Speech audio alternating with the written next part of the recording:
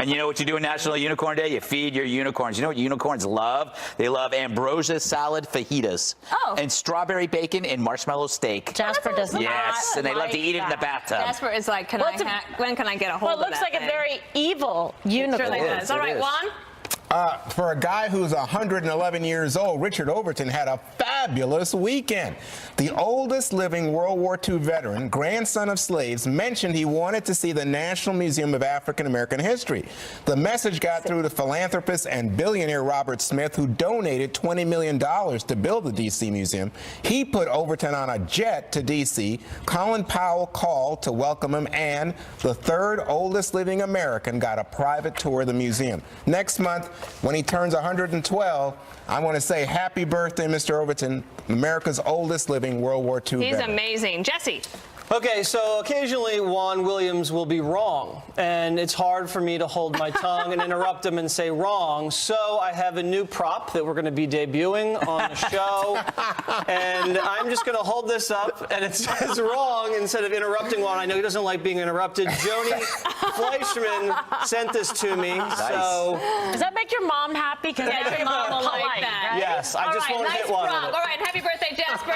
Special report is up next. Hey, Bret. He's murdering. Dana, tough to follow dogs and unicorns, but thank you. This is a Fox News Alert. I'm Bret Baier in Washington. We have several breaking stories for you tonight at this hour. President Trump is meeting right now with his military leaders and national security team. He says he will make a decision on a response to the latest chemical attack in Syria within hours. More on that shortly, as we expect to get the video from the cabinet meeting room in the White House, from the White House any moment. But first, today, federal agents raided the home and office of President Trump's personal attorney. Michael Cohen is the lawyer who paid an adult film actress hush money to keep secret her account of an affair with Mr. Trump. Stormy Daniels says the alleged affair happened back in 2006. The payment was made to her days before the 2016 election. Cohen's attorney confirmed the raids and called them inappropriate and unnecessary.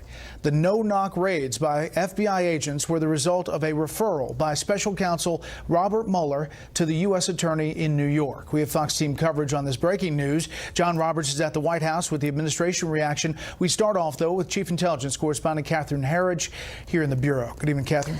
Well, thank you, Rhett. We had confirmation late today from Michael Cohen's attorney that there were 3 raids that were executed on behalf of the U.S. Attorney's Office in New York City. As you mentioned, the law office, as well as the family home and a hotel room where the family is staying temporarily while some renovations are happening at their apartment. We also received a statement late today from his attorney that reads in part, the decision by the U.S. Attorney's Office in New York to conduct their investigation using search warrants is completely inappropriate and unnecessary. It resulted in the unnecessary seizure of protected attorney-client communications. Also late today, we received a statement from Stormy Daniels' attorney, Michael Avenatti, and it reads in part, as I predicted last week on CNN and MSNBC, Mr. Cohen has been placed in the crosshairs by Mr. Trump. He has been set up to take the fall. An enormous amount of misplaced faith has been placed on his shoulders, and I do not believe he has the mettle to withstand it. If I am correct, this could end very badly for Mr. Trump as well as others. Also late today, we spoke with a source close to the president's legal team who described the raids to us as a big deal, very aggressive, and an effort by the special counsel Robert Mueller's office to put the squeeze on the president, saying the likelihood now of an interview session, a question and answer session between the president and Mr. Mueller, he said is at least very remote for the time being, Bret. Catherine, quickly, it seems like there are a couple of things that potentially are happening here. One, that they found something that is leading them in this Russia investigation to some money tie or something that's all in Mueller's investigation. But two, that he found something else and is passing it on to the U.S. attorney in Manhattan. If you look at the law, the statute, if you determine that additional jurisdiction is necessary in order to fully investigate and resolve matters that assigned or investigate investigate new matters that come to light in the course of your investigation, you should follow the procedures set forth.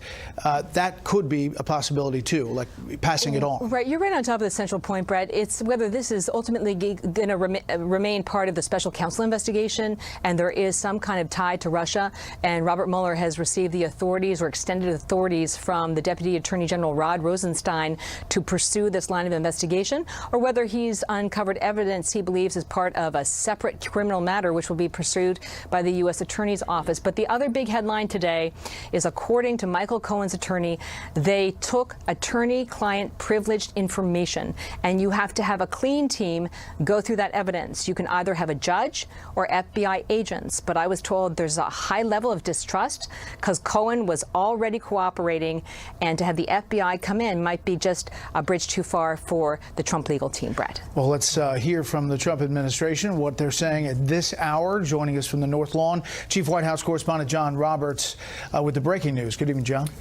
Bret, good evening to you. The White House itself not saying a whole lot about these developments other than the president has been watching the news very closely, but sources close to the investigation are telling Fox News a whole lot. First of all, they have no clue what this is all about. They know that the FBI seized tax records from Michael Cohen at his home, his office, and his hotel room.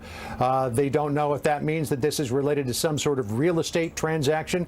Remember, Cohen was trying to put together a big deal in Moscow, one that he says fell apart not long after he tried to put it together.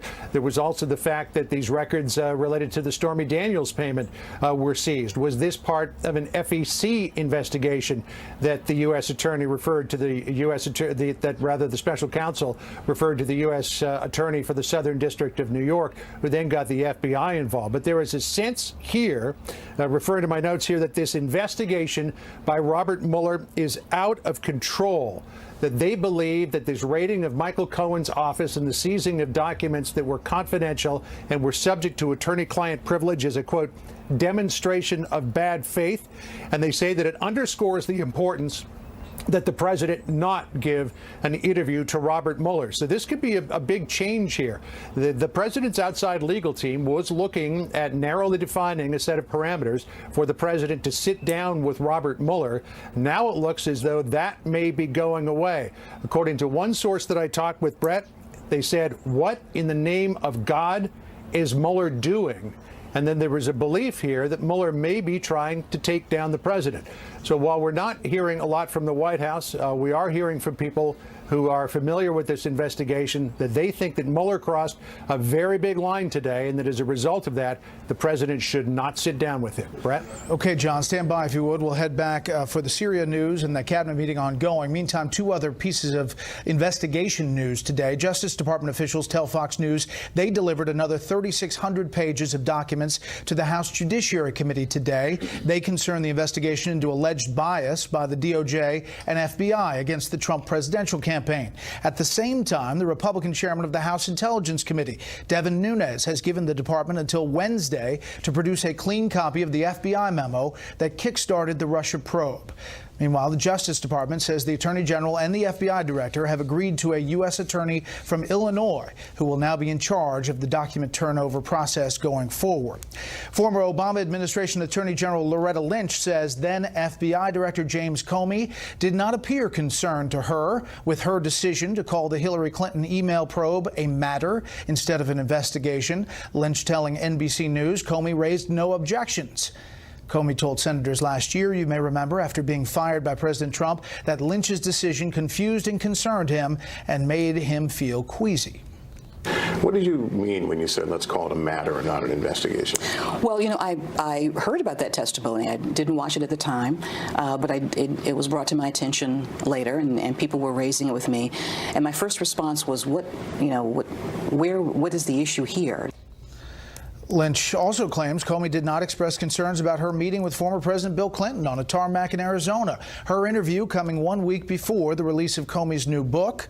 He will be a guest here on Special Report to talk about it all on April 26th. Now, let's bring in our panel early. Breaking news tonight. Tom Bevan, Real Clear Politics co-founder and publisher. Molly Hemingway, senior editor at The Federalist. And Mike Allen, co-founder and executive editor of Axios. Mike, a busy day on a lot of fronts, but let's start with the fact that these FBI agents raid the president's personal attorney. I mean, the bar has to be pretty high. No, the two words that really stuck out in your setup there were aggressive and squeeze. So Michael Cohen is the Rosetta Stone to Trump Inc., broadly defined. There's no one who knows more about what's gone on, what exists, what records there might be. This will rattle the president, and Mueller well knows that. Molly, I mean, to get to that point where you are taking communications potentially between an attorney and his client, who happens to be the president of the United States, that's significant. It's absolutely significant. And I think there will be a lot of questions asked about precisely what led to this course of action, not just because Cohen was complying, but because we're dealing with the president's attorney himself. And it's worth thinking about this in the context of the larger FBI probes that are going on now. We have inquiries into the Hillary Clinton investigation, where one of Hillary Clinton's senior advisors they allowed her to identify herself as Hillary Clinton's attorney, even though she was a political advisor, thereby privileging those communications. And then she was granted immunity without getting anything in return. So on the one hand, you have this treatment of Hillary Clinton, who was who had a criminal problem, and then you have this really unprecedented action that, no matter your view of Donald Trump, should very much concern civil libertarians and people who care about rule of law. But are we headed, Tom, politically to this loggerhead now where potentially the president will be encouraged to try to figure out a way to fire Rod Rosenstein and thereby fire Special Counsel Mueller? I mean, it almost seems like this, if you were going to design a move that would enrage the president and cross a line that would lead him to do that, this would be one of those moves. I mean, this dramatically raises the stakes of this investigation and the proximity to Trump. And because of it raises so many questions about the process. I think it'll be interesting to watch Donald Trump's response here in the short term. And I absolutely think if they had any indication that they were going to sit down with Mueller, that's gone now. Yeah, I think that the idea that they were going to work out these guidelines, that the president was going to have a nice, confined chat with Mueller, I think that was always a fantasy. We're seeing that now, and that was great reporting by your Fox colleagues about how it's less likely. What we're seeing here, and you and I have talked about this before, like Mueller knows more than we know, more than we think, and he's shown before he's unafraid to pull all the threads on the sweaters, to go into personal financial dealings and to go into things that well predate this election. We don't know what we don't know, Molly, but as I mentioned with Catherine, this could be something where he finds something else that he looks at and sees is illegal in his mind and refers it to the U.S. Attorney in New York, or somehow it is all tied, as Mike mentions, in a thread to something he's following in Russia. And that's absolutely one of the things that we have to find out. The referral makes it seem like exactly what you said, that this is not related to Russia, but something else. And we still are waiting to find out if there's any evidence of treasonous collusion between Trump and Russia. But there are still many questions then about proper protocol and, again, political investigations into political opponents by the FBI. All right, last word here. Look, I'm just going to be sitting here waiting to find out how Donald Trump responds to this latest news. And again, it raises more questions. That this is one of those things. There's kind of like a fog of war going on right now. It'll be clearer in the coming days. Mueller, to borrow a word, unafraid. Well, we'll see. We'll see where the president is, his team is. Panel, stand by. As we mentioned at the top of the hour, President Trump is meeting right now at the White House with his senior military leadership. We're told that the pool has not made its way into the cabinet room yet, but we are expecting them to do so, and we should see some videotape shortly. Now, this session comes as fingers are pointing everywhere tonight over 2 attacks in Syria. The president is calling Syrian President Bashar al-Assad an animal and says Russian leader Vladimir Putin is responsible for enabling a poison gas attack, may be directly responsible. The first time he's calling Putin out by name via Twitter. Syria and Russia are blaming Israel for a missile strike on a major Syrian air base overnight, a strike Syria initially attributed to U.S. aggression. With Fox team coverage on this, Bret Hume tells us perhaps what all this all means. Connor Powell in Jerusalem with the view from the Middle East. First, though, back to Chief White House correspondent John Roberts on the North Lawn as this cabinet meeting is ongoing. Good evening, John. Good evening to you again, Brett. It was a year and 2 days ago that President Trump unleashed the power of the U.S. military against Syria, firing 59 Tomahawk cruise missiles at an air base from which the last chemical weapons attack was launched. At the time, President Trump warned Bashar al-Assad that there would be serious consequences if he did it again. Well, it looks like Assad did not listen. Horrible. The White House says all options are on the table to respond to the suspected chemical weapons attack in Syria. President Trump warning that a decision is coming soon. We are meeting with our military and everybody else, and we'll be making some major decisions over the next 24 to 48 hours. Over the weekend, President Trump illuminated a new axis of evil in Syria, tweeting that President Putin, Russia, and Iran are responsible for backing Animal Assad. Russian Foreign Minister Sergei Lavrov today denied that any chemical weapons were used against civilians in the Syrian town of Douma. Our military experts have been there, as well as representatives of the Syrian Red Crescent. They have not found any traces of the use of chlorine or any other chemical substance against civilians. With his cabinet this morning, President Trump appeared to dismiss the claim, saying the attack was perpetrated with banned chemical weapons. And he went so far as to suggest Putin may bear responsibility for the attack. He may, yeah, he may. And if he does, it's going to be very tough. Very tough. Everybody's going to pay a price. He will. Everybody will. At the United Nations Security Council, Russia's representative urged international inspectors to come to Syria to see for themselves what happened and warned of grave consequences if the U.S. strikes at Syria. America's UN ambassador Nikki Haley insisted the U.S. will act unilaterally if necessary. Who does this? Only a monster does this. Only a monster targets civilians and then ensures that there are no ambulances to transfer the wounded, no hospitals to save their lives, no doctors or medicine to ease their pain. President Trump also laid some of the blame at the foot of his predecessor, tweeting if President Obama had crossed his stated red line in the sand, the Syrian disaster would have ended long ago. Animal Assad would have been history. That criticism was a complete about-face from what the president tweeted 5 years ago when he said the only reason President Obama wants to attack Syria is to save face over his very dumb red line statement. Do not attack Syria, fix USA. The president adding, again, to our very foolish leader, do not attack Syria. If you do, many very bad things will happen, and from that fight, the U.S. gets nothing. All of this comes as President Trump is putting pressure on his military leaders to get U.S. troops out of Syria. Fox News is told if the Pentagon hasn't completed the mission to defeat ISIS within 6 months, the brass will likely get an earful from the president. While the president took sharp aim at Syria, Russia, and Iran, his posture was far more diplomatic in the face of a possible trade war with China. We have a very good relationship with China, and I think we'll maintain that relationship.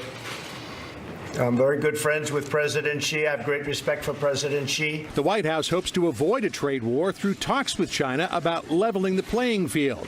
But the president acknowledged U.S. farmers may feel some pain and promised to help them out. I tell you, our farmers are great patriots. These are great patriots. They understand that they're doing this for the country, and we'll make it up to them.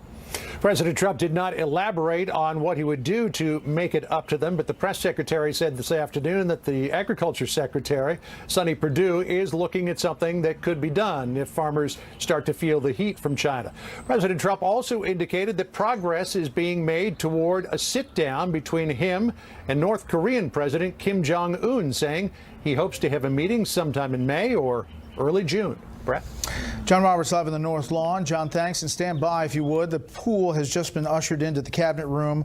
Once we get that videotape, you'll see it here live on Fox. Russia and Syria, as we mentioned, say 2 Israeli fighter jets carried out a deadly airstrike on a Syrian base. So far, Israel is not saying anything about it. Correspondent Connor Powell has the latest from Jerusalem tonight. It is an airstrike no government has claimed responsibility for. But Moscow is pointing the finger squarely at Israel for the early morning bombing of a Syrian airbase near Homs, which killed at least 14 people, including Iranian soldiers. The airstrikes must be investigated.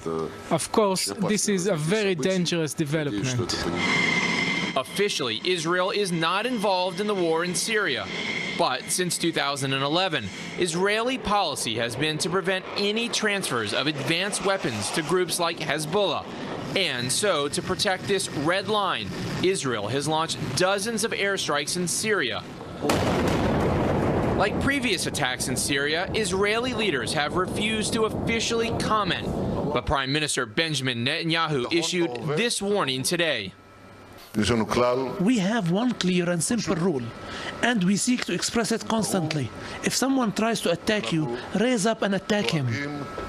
But with the buildup of Iranian forces in Syria, particularly Iran's Air Force, Israel appears to be setting a new red line for its Syrian policy. In February, Israeli jets struck the T4 airfield after an Iranian-launched drone crossed into Israeli territory. One Israeli jet was shot down during the mission. And recently, Prime Minister Netanyahu has pressed President Trump to do more to confront Iran in Syria, fearing an Iranian buildup of forces near the Israeli border. Regardless of how the Trump administration decides to react to the growing Iranian presence in Syria, one thing is clear: the Israeli government will continue to attack any group it sees as a threat. Bret. Connor Powell in our Middle East newsroom in Jerusalem. Connor, thanks. Let's look at where we are right now, this potential decision, and where this may be all going. Senior political analyst Bret Hume joins us tonight.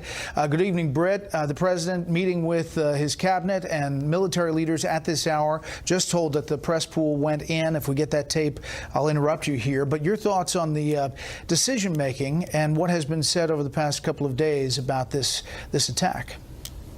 Well, it's pretty hard to believe that there won't be some sort of military action coming out of this. The president obviously would feel obliged to do that, since he so strongly warned Assad the last time this happened, when he did take military action, that Assad had best not do this again. And now, as John Roberts noted, he has in fact done that. So I suspect we'll be able to do this. There's no particular risk to U.S. forces. We have these standoff weapons of the kind that were used the last time. And as the Israeli attack illustrates, there are military targets in Syria that are open and vulnerable to a U.S. attack. So he can inflict some damage on the Syrian regime, and it just depends on how he chooses to do that and how extensive it is. You know, we should note that today is the first day for the new National Security Advisor, John Bolton. What a first day. Indeed, what a first day. And of course, as Bolton has said, his job is to make sure the president gets all the options presented, and presumably that is exactly what is happening in that meeting in the White House as we speak. The president is hearing from his advisors all the various possibilities that he has, what the upsides and downsides are of each. But I think the direction here is pretty clear. I want to get your thoughts on this Cohen raid and the FBI agents, a no-knock raid in the office and where he was staying. Communications, we're told, between Cohen and the president. Thoughts on all of this? This is not the kind of thing the FBI is involved in on a very regular basis. I mean, raiding a person's lawyer's office where there is the likelihood of lawyer-client privilege involved is a rare step. And the question that I have tonight is, okay, what's the underlying crime that's being investigated here? The only thing that we have, heard in all of the Stormy Daniels back and forth is that there's a distinct possibility of a campaign finance violation. That is to say that the money that was paid for his silence would be, in effect, a campaign contribution because of when it happened just before the election. That's the only crime we know of. Bret, we got to run here because we're getting word that this videotape may be coming soon. I got to hit a break. Bret, as always, thank you. The president talking to the press, talking about Michael Cohen, telling the press reporters that he is a good man and that this is a disgraceful situation. President talking about all of this as we go live to the White House. This videotape coming out of the cabinet room right after a quick break. Breaking news tonight here on Fox News Channel. Keep it here. Fox News Alert. We'll look live here at the White House. The press pool just escorted out of the cabinet room where the president is sitting next to the vice president and his new national security advisor meeting about Syria. However, he started the whole thing talking about the Cohen raid, the raid on his personal attorney, Michael Cohen, by FBI agents today, calling it a disgraceful situation, a witch hunt, and then goes on to talk about how the whole thing is unfair, talking to reporters from the press pool. John Roberts is back live on the North Lawn. John, you've been in these things. The president obviously addresses the breaking news at the top here. We'll see that tape momentarily. Yeah, it's just going to be played out to the pool. As I was on my way back out here to the North Lawn, my colleague from ABC, Cecilia Vega, was reading it out to the pool. And some of the things that we heard were that the president called it a disgraceful situation. I believe that you iterated that, Bret. Also, I have this witch hunt constantly going on. It's an attack on our country, all we stand for. Also called the special counsel, quote, the most conflicted group of people I have ever seen. Again, criticizing the Attorney General Jeff Sessions for recusing himself, taking himself out of the picture here, which led to the appointment of the special counsel. I get a sense, after talking with sources outside the White House who are close to the White House, and now hearing what the president has said about this, that a line has been crossed here with this raid on Michael Cohen's office, his home, and his hotel room, Bret. I really think that there is a sense here that they believe that the Mueller investigation, and the president's beginning to believe that too, that the Mueller investigation is out of control. The president has said several times he wants to sit down with Mueller. Ty Cobb, who is the counsel inside the White House, who is dealing with the Russia investigation and is a liaison between the White House and the special counsel's office, and even one of the president's outside attorneys thought that it would probably be a good idea for him to sit down with the special counsel, thinking that they could maybe bring this thing to a more rapid close, or at least bring it to some sort of satisfactory end. I was also told, you know, what's the alternative? Do they say no and then Mueller subpoenas the president to appear before a grand jury? But I really think that it just in the last couple of hours, things have really changed here, Bret, and that the thinking is leaning against sitting down with Mueller. Basically, no way in HE double hockey sticks should the president sit down in a chair with Robert Mueller. Yeah, we're moments away from that videotape, John, but we should point out the press pool rotates, and you said ABC is the press pool today, and they just read out some of this. They, at the end of this, and you've been in there, as have I, on these events, you sometimes yell out questions, and this president particularly answers them. I just want to read from the back end, and we'll hear it. Why don't you just fire Mueller? And he says, I think it's a disgrace. Many people have said I should do it. They're finding nothing. That's a big statement. And then asking if he's concerned about what the FBI will find, he says no. I mean, pretty detailed about this, and we want to turn to the videotape that is coming from the press pool. They're just getting out and queuing up this tape. John, stand by if you would, as we get ready to go into the cabinet room where the president is meeting with his national security team. So I just heard that they broke into the office of one of my personal attorneys, good man, and it's a disgraceful situation. It's a total witch hunt. I've been saying it for a long time. I've wanted to keep it down. We've given, I believe, over 1 million pages worth of documents to the special counsel. They continue to just go forward, and here we are talking about Syria. We're talking about a lot of serious things with the greatest fighting force ever. And I have this witch hunt constantly going on for over 12 months now, and actually much more than that. You could say it was right after I won the nomination it started. And it's a disgrace. It's frankly a real disgrace. It's an attack on our country in a true sense. It's an attack on what we all stand for. So when I saw this and when I heard it like you did, I said that is really now in a whole new level of unfairness. So this has been going on. I saw one of the reporters who is not necessarily a fan of mine, not necessarily very good to me. He said, in effect, that this is ridiculous. This is now getting ridiculous. They found no collusion whatsoever with Russia. The reason they found it is there was no collusion at all. No collusion. This is the most biased group of people. These people have the biggest conflicts of interest I've ever seen. Democrats, all, or just about all, either Democrats or a couple of Republicans that worked for President Obama. They're not looking at the other side. They're not looking at the Hillary Clinton horrible things that she did and all of the crimes that were committed. They're not looking at all of the things that happened that everybody is very angry about, I can tell you, from the Republican side, and I think even the independent side. They only keep looking at us. So they find no collusion, and then they go from there and they say, well, let's keep going. And they raid an office of a personal attorney early in the morning. And I think it's a disgrace. So we'll be talking about it more. But this is the most conflicted group of people I've ever seen. The Attorney General made a terrible mistake when he did this and when he recused himself, or he should have certainly let us know if he was going to recuse himself, and we would have put a different Attorney General in. So he made what I consider to be a very terrible mistake for the country.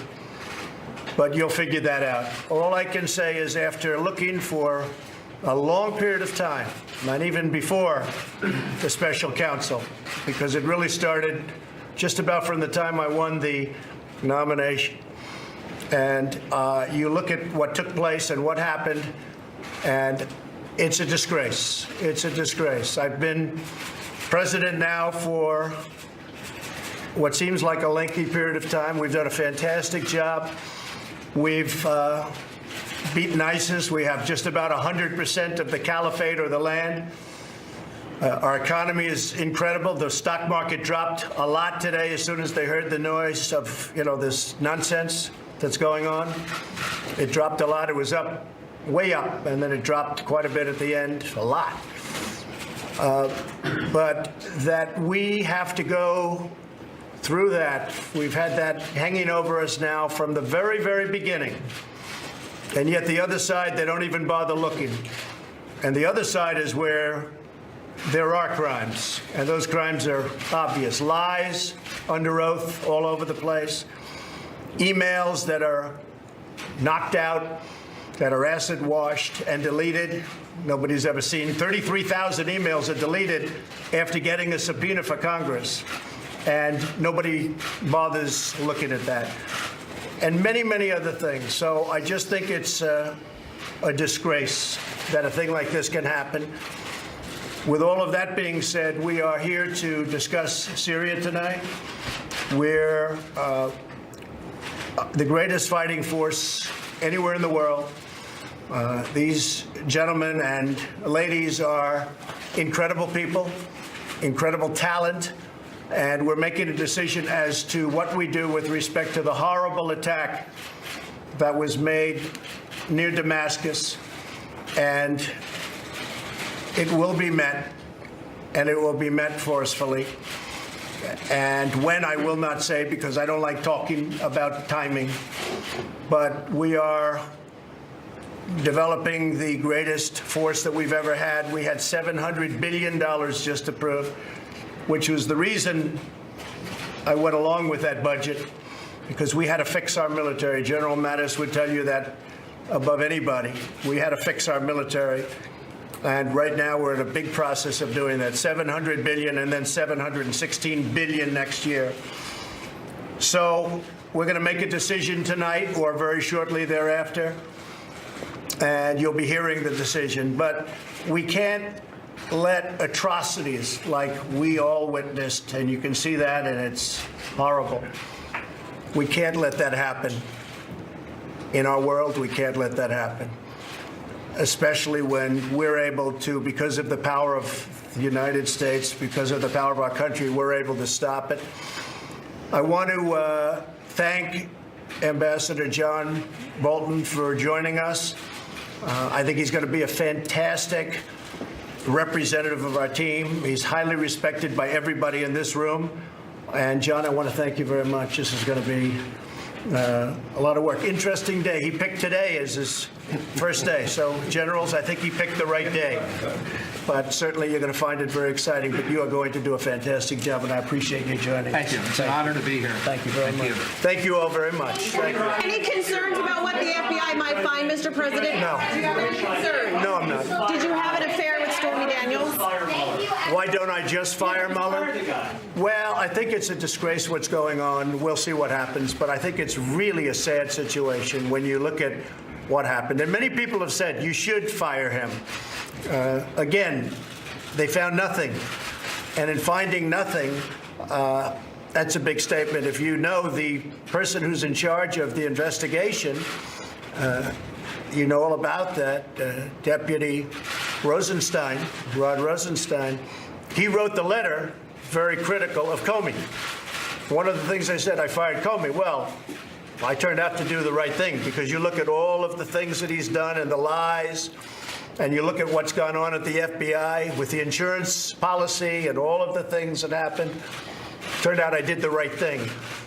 But he signed, as you know, he also signed the FISA warrant. So Rod Rosenstein, who's in charge of this, signed a FISA warrant, and he also signed a letter that was essentially saying to fire James Comey. And he was right about that. He was absolutely right. So we'll see what happens. I think it's disgraceful, and so does a lot of other people. This is a pure and simple witch hunt. Thank you very much. Thank you. Please. Will Rod Rosenstein keep his job? Thank you. Will Rod Rosenstein keep his job? Thank you all very much. Thank you, Mr. President, on Syria. It would be just Thank you. Thanks, everyone. Thank you all. Say it. Thank you. Thanks, everyone. Thank you. We are getting clarity on that. Who was responsible for the weapons attack? We are getting some very good clarity, actually. Okay. We have some pretty good answers. Thanks, everyone. What are your options? Thank you. Thank you. We have a lot of options militarily, and we'll be letting you know pretty soon. Okay? Thanks, everyone. Thank you all. Probably after the fact. Thank you. Do you think Assad's lying? Sean, thank you. Do you think Assad's lying? Sean, thank you. Thank you all very much. Thank you. Thank you. Thank you very much.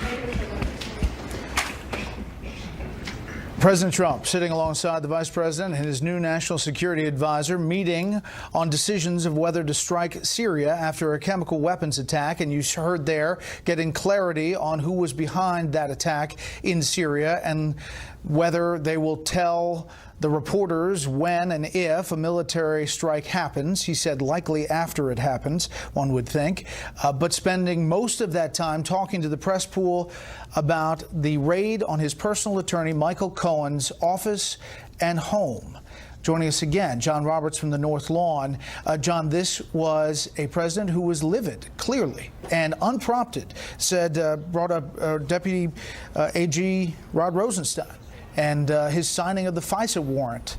This was quite something to watch. I mean, it was, particularly given that the pretense of this whole on-camera appearance was to talk about Syria, and the president did say that the attack in Syria will be met, and it will be met forcefully. So we could likely assume that that means some sort of attack, maybe with cruise missiles, as we saw a year and 2 days ago. But Bret, I have heard him talk about this Mueller investigation very often here at the White House, and I've heard him use some pretty stern terms in describing what's going on, but I have never heard him talk like this. I mean, if the president wasn't thinking about firing Mueller this morning, I think he's a little closer to that tonight than he was, and maybe Rosenstein too. You heard him say that many people have told him he should fire Mueller. He said, we'll see what happens. And when we've heard the president say, we'll see what happens in the past, it usually hasn't turned out very well for the person that he's saying that about. And then he also pointed out that Rosenstein wrote the memo that justified the firing of James Comey, at least from the FBI perspective. And then he said at the same time he signed the FISA warrant that started this whole thing off. So I would think that maybe there's a couple of people who are in the president's crosshairs tonight to a much greater degree, Bret, than they were just a few hours ago. Yeah, and he wouldn't answer the question asked, will Rod Rosenstein keep his job? John, stand by if you would. Back to our panel, Tom Bevan, Real Clear Politics co-founder and publisher, Molly Hemingway, senior editor at The Federalist, and Mike Allen, co-founder and executive editor of Axios. Molly, what perked your ears on all of that? Well, my colleague Mike Allen here cheerfully said that Mueller is unafraid. And it's worth remembering that he was also unafraid when he botched the anthrax investigation by targeting the wrong person, a blunder that cost taxpayers quite a bit of money. I think at this point there is definitely a burden of proof that the FBI, Department of Justice, and special counsel have to meet. President Trump Trump talked about some of the conflicts of interest that are there. And Rosenstein actually has quite a few of them, not just what he was cited for with the letter recommending the firing of Comey. He also was probably the guy who signed off on Andrew McCabe's ridiculous investigation into whether Sessions was a Russian spy. And he also is overseeing this USAG who's investigating FISA abuses, of which Rosenstein was also involved. There are plenty of conflicts going around. It would be good for the media to be thinking a little bit more about these conflicts, the conflicts in the special counsel with so many Democrats, all of the problems that we've seen arise out of what has been able to be pulled there. And it's worth remembering that Congress has been requesting for a long time just to find out how did this investigation into Russia start, and the Department of Justice and FBI are absolutely stonewalling and obstructing that request. Just today, 3,600 documents going to the House Judiciary Committee. So it's important to realize there are a lot of moving parts here on a number of different investigations, both of the FBI and DOJ, and obviously of whatever Special Counsel Mueller is looking into. Yeah, and the president there mentioning 1 million documents. I thought that was new. There's so much news these days. They've said that 1.4 million documents have gone from the White House to Mueller. But just to hit pause for a second on that amazing moment that we saw play out, the live play out, like that will be picked over for years. Look at the president's body language. Listen to his tone. Listen to his repetition, using disgrace, disgraceful again and again, saying twice, we'll see what happens. John Roberts so good on what happens when he says that about you. So the president fighting.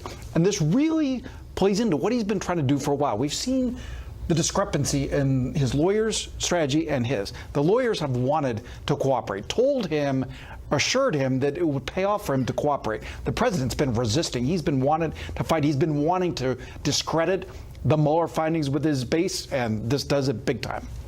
You know, it's interesting just to think about what exactly, and we don't know, what Mueller may have found that referred to the U.S. Attorney in New York. But having the politics of all of this swirl around at the same time. Meanwhile, Tom, this is 1 week ahead of Jim Comey's book that's coming out. Right. It is, as these investigations are going on Capitol Hill, Mueller has to know that he crosses a line in at least the president's mind as he's negotiating with the president to sit down by doing this. So you wonder how you get to that point. Yeah. Look, I thought the president's speech was amazing. It was a greatest hits. I mean, he went through Comey, Hillary Clinton lies, Jeff Sessions recusal, Mueller conflict, Rosenstein. I mean, it was a recitation of the greatest hits. Obviously, he's upset. And as Britt Hume mentioned earlier, the only crime that we know of that might be connected with this right now is an FEC violation. And so, you know, over here, Trump's starting with collusion with Russia. And now we're looking at a private attorney of the president being raided by the FBI, no-knock raid.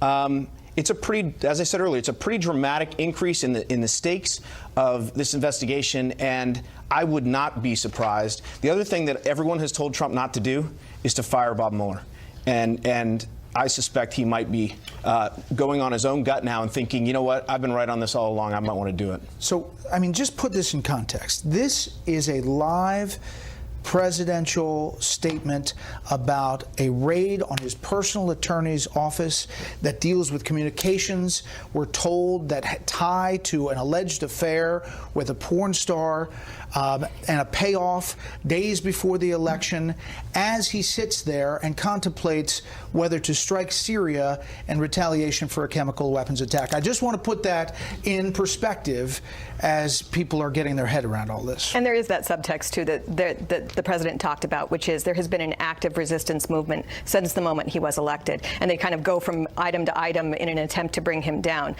So that is part of the context there. And he kind of, unlike a lot of presidents, he's so transparent in how he speaks. He just talks about what is actually going on in this moment. But it's worth people thinking about as they do their resistance, which is, you know, your right as an American citizen to do, whether it's worth bringing instability at this time for some of these issues going on. One more pivotal thing, the president quadrupling down on firing Comey. Remember, Steve Bannon said that was the biggest mistake in recent political history. The president saying twice there he was right, and that fits with what you were saying about how he's now feeling about Bob Mueller. Although referencing Rod Rosenstein's letter saying this is what should happen, whether that was written, after and how and when. Well, the entire question, I think, right now is either there is treasonous collusion between Trump and Russia, or there is an FBI and Department of Justice that is completely out of control. You think it's one of the two? Well, I would love to see any evidence for the first claim that we have been spending so much time on. We have a lot of evidence to support the second claim. All right, the Washington Post at this hour is saying that the raids dealt with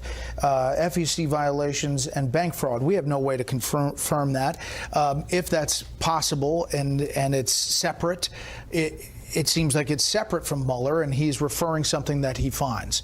This is all speculation until you find out what they're looking at. Right. As I said earlier, when you have a breaking news event like this, there's the fog of war. A lot of questions are raised. We don't have a lot of answers to them. It will become clear in the coming, days and weeks exactly what, again, who proved this? How did the process go? How did we end up? It's kind of unusual for Mueller to bounce this up to the district attorney in New York, or to have Rosenstein sort of give him the approval to do that.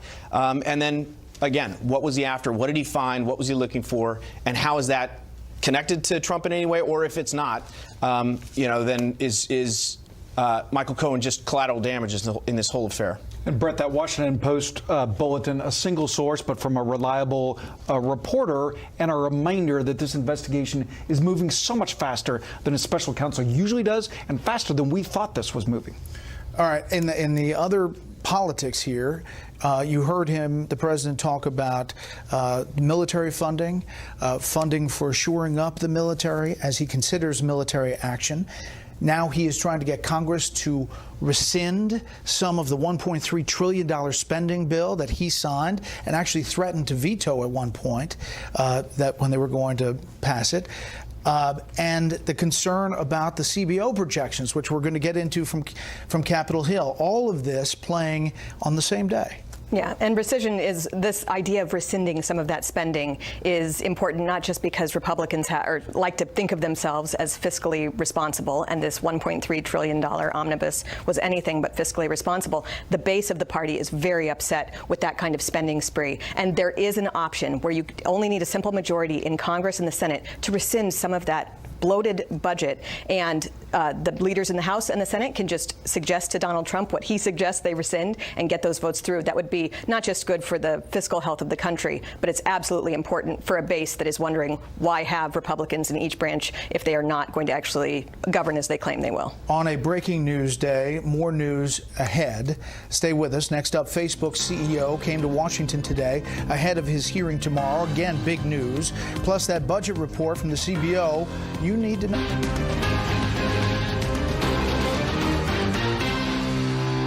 As if this wasn't enough news for today, the show is kind of topsy-turvy, but let's talk about Facebook.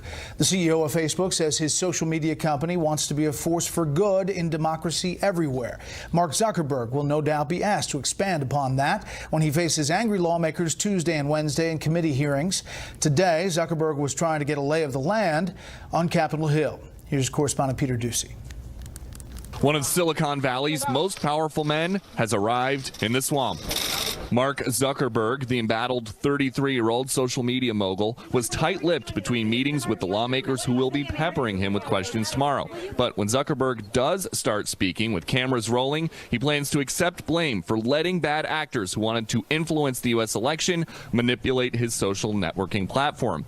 Prepared remarks include this line, quote, "We didn't take a broad enough view of our responsibility, and that was a big mistake. It was my mistake, and I'm sorry. I started Facebook, I run it, and I'm responsible for what happens here." The remarks may also come as a shock to shareholders with this line, quote, "I've directed our teams to invest so much in security on top of the other investments we're making that it will significantly impact our profitability going forward. But I want to be clear about what our priority is. Protecting our community is more important than maximizing our profits." The first lawmaker Zuckerberg met with today, Florida's Democratic Senator Bill Nelson, said the CEO was forthright, but that doesn't mean his concerns have been washed away. I think the message I wanted to convey to him that if we don't rein in the misuse of social media, none of us are going to have any privacy anymore. While Zuckerberg was on the Hill, 87 million Facebook users, mostly in this country, started getting notifications from the site that their information may have been shared improperly with political consulting firm Cambridge Analytica. And a whistleblower from Cambridge Analytica now says these notifications may just be a drop in the bucket. Do you believe the number 87 million is the high end, or do you think that's still possible that number is much higher? I think that it could be higher. Absolutely. The White House doesn't get to send someone to ask Zuckerberg a question, but economic advisor Larry Kudlow is curious about how seriously the famously low-key Zuckerberg will be tomorrow. Is he going to behave like an adult as a major corporate leader, or give me this phony baloney? What is it, hoodies and dungarees, and what does that kind of signal sell? Republicans and Democrats alike are poised to ask Zuckerberg tough questions tomorrow. But remember, all these lawmakers have Facebook pages where staffers try to add as many constituents as friends as they can to keep them posted about what happens here. Bret? Well, Peter, we referenced it earlier, but the Congressional Budget Office, the CBO, just came out with this report announcing the government's budget deficit, and their estimation will be just under $1 trillion next year, releasing this annual budget economic outlook this afternoon, saying the combined effect of the tax cut law and the latest spending plan will push the deficit to $804 billion this year, and predicting $1 trillion deficit by 2020 and looking forward. What's the reaction up on the Hill? Brett, now many of the same lawmakers who voted for that new spending bill are surgically trying to cut it. Republicans here on the Hill are working with the White House to try to find about $30 to $60 billion to trim out of that $1.3 trillion omnibus budget that just became law using a process called rescission. President Trump said he would never sign a bill like that again, so they are trying to redo small parts of it while also considering on Thursday a balanced budget amendment, which would require the support of a sky-high 2/3 of the House, the Senate, and then 3/4 of all the states to become law. We'll Brett? follow all of that in all of this. A busy day. Thank you, Peter Ducey, live on the Hill. Stocks, meantime, the president referenced them on Wall Street. The Dow gained 46, was up big at one point today. The S&P 500 finished ahead 9. The Nasdaq picked up 35. Whew. When we come back, the First Lady makes some new friends.